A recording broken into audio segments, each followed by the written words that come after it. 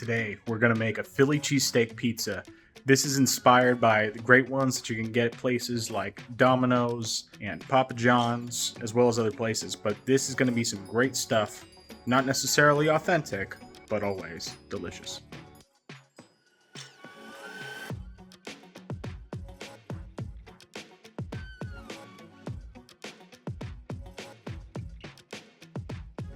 Alright, so for this Philly cheesesteak pizza, the first and foremost, you're obviously going to need pizza dough. I have some homemade pizza dough, but you can obviously use store-bought, prefab. You can use a crust that's already made up, whatever works best for you. Second thing you're going to need is the sauce. I like using Alfredo sauce. Rao's is my favorite brand of the pre-made stuff, but obviously you could do homemade. You could do a cheddar cheese sauce. You could do Cheese Whiz, for all I care. You know, do whatever it is that you like best, but this is what I use. Next thing you're going to need is some mozzarella cheese. I only need about 8 ounces of this, but that is obviously a very important ingredient. And then you're going to need some yellow onion. You can use a different kind of onion if you prefer that, but yellow is my preference. I have about 131 grams here. And then green bell pepper. You can use red as well if you prefer that. I have green, and I have about 107 grams worth of green pepper here. All right, and then optional, but I like using mushrooms in mine as well. I have Baby Bella mushrooms. You can use whatever kind you prefer. Baby Bella, I find, don't produce quite as much moisture, so you can stick them in the oven and don't have to worry about it just making a pool of liquid on top of your pizza. Obviously, once again, it's optional, so just do whichever way you prefer to do it. If you don't like mushrooms, you don't like onions, you don't like peppers, you can leave those off. You can mix it up. Last thing you're going to need is some beef. I like using ribeye steak in this case because that's what I have on hand.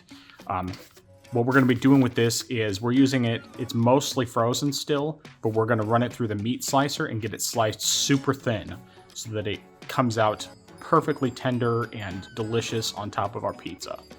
So now that we got all of our ingredients gathered together, let's go ahead and get started with prepping everything.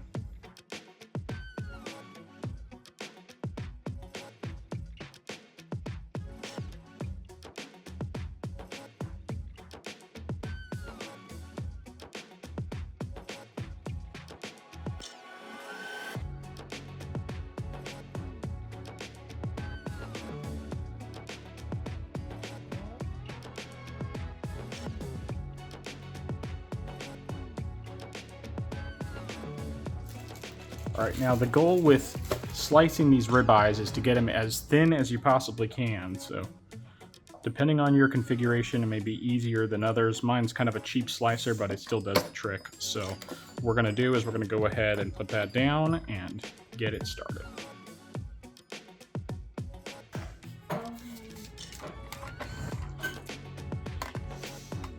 So what you're looking for is to be super thin, so that when you cook it up, it's going to come out really beautifully, and you can break it down into smaller pieces as you see fit.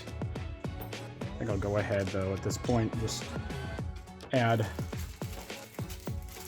the other steak on at the same time so that maybe it won't slide around so much.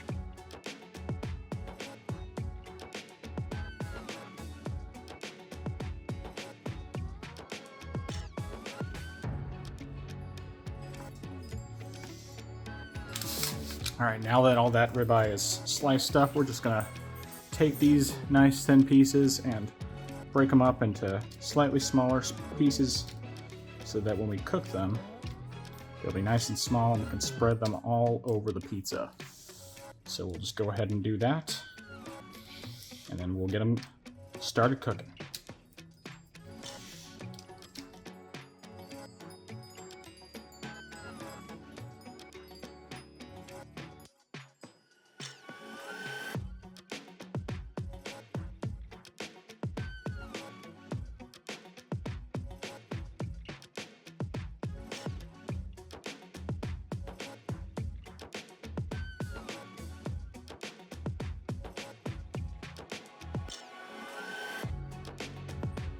Alright, so now that we have all of our stuff prepped, we're going to get started cooking up our steak. Got all of this steak sliced up. We probably actually won't end up using all of this for the pizza. At 11 ounces of ribeye, but we'll go ahead and toss it in here momentarily. First, we'll add a little bit of avocado oil. You can use whatever kind of fat you have available. Avocado, olive, beef tallow, bacon fat, whatever works for you. You could even technically use butter. You really don't need a lot, maybe a tablespoon. And the idea, of course, here is just to get things lubricated a little bit for the meat before it goes in. You want to get your pan nice and hot. I pretty much just turn mine up to a hot temperature and wait for it to get nice and toasty. And if you're not sure about whether it's ready, just flick a little bit of water in, and if it starts to bubble up like that, it's ready for it to go. So we'll go ahead and toss in our beef.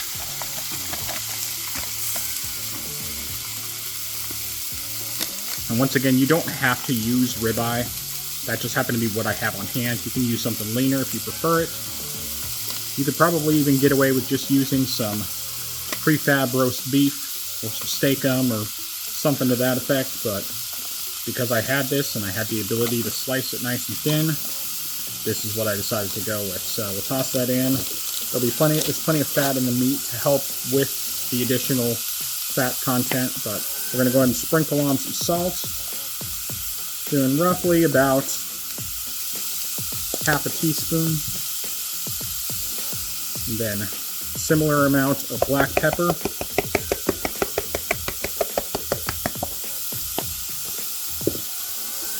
about the same of granulated garlic, and the same amount of granulated onion. Let's go ahead and get that mixing up nicely.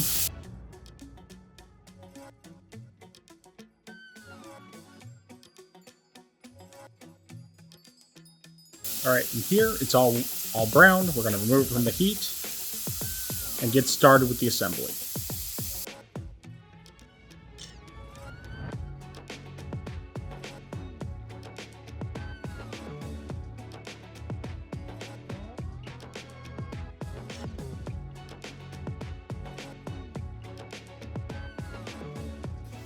Alright, so we're about ready to go ahead and start adding the other toppings. So we'll start off by adding our Alfredo sauce. Measure out about half a cup. It doesn't have to be precise. I like mine pretty saucy.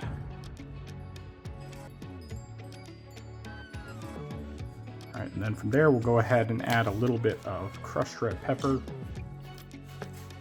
Not a lot. I like mine pretty spicy, but my wife doesn't like it as spicy, so let's do a little bit.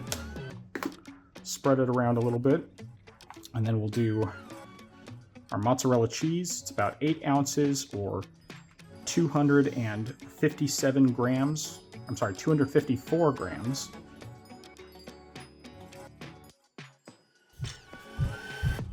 All right, then we'll go ahead and start adding our meat. And we'll start with about half of what we cooked up. Just look at that though.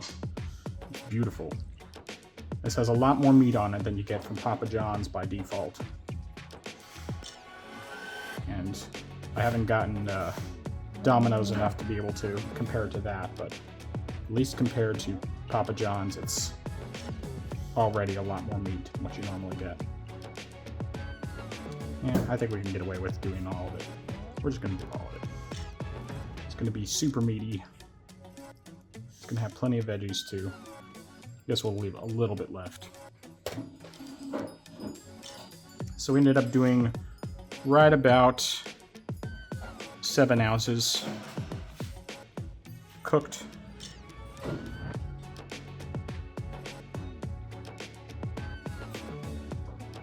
All right, and now we're going to start adding our other toppings. So we'll put down a bit of both our onions and bell peppers, and once again, this is just going to be kind of more of a guesstimation thing, because although the initial amount that we weighed out was pretty significant, we're actually not going to use all of that. We're just going to spread it around, get a good amount here.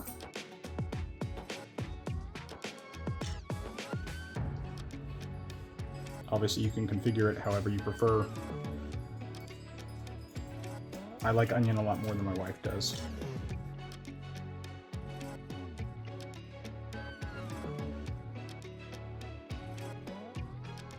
All right, looks like we got a pretty good balance of onions and peppers here.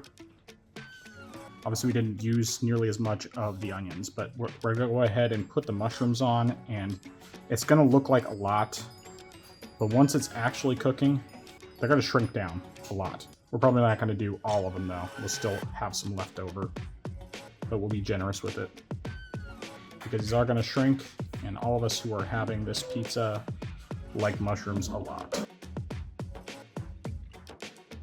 All right, so we still have some left, but we're very generous in how we covered it.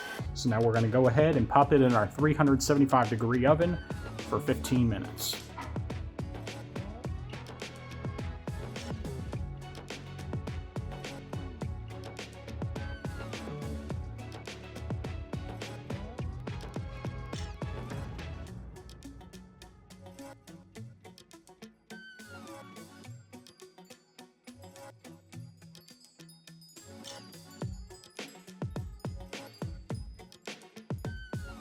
All right, and now the taste test.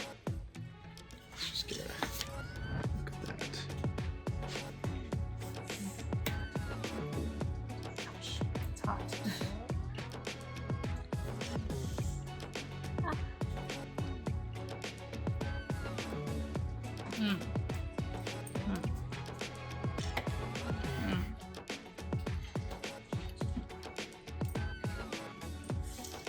That was really good.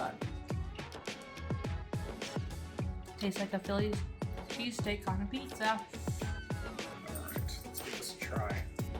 Well, mine's not going to work like that. Unfortunately, it looks like it ended up a little more on the damp side on the bottom, but we'll have it with a fork.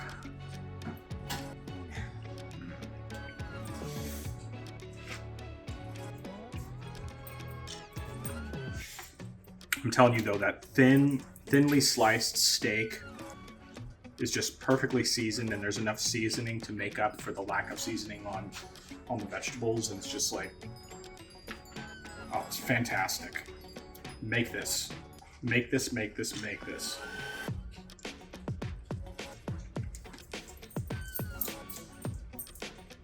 Please leave a like if you liked this video, subscribe to the channel and share with your friends, and stay tuned for more recipes that, while not necessarily authentic, are always delicious.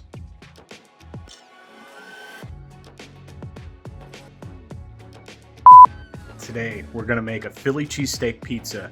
This is inspired by the great ones that you can get at places like Domino's and Papa John's. Looks like it's basically falling apart. So.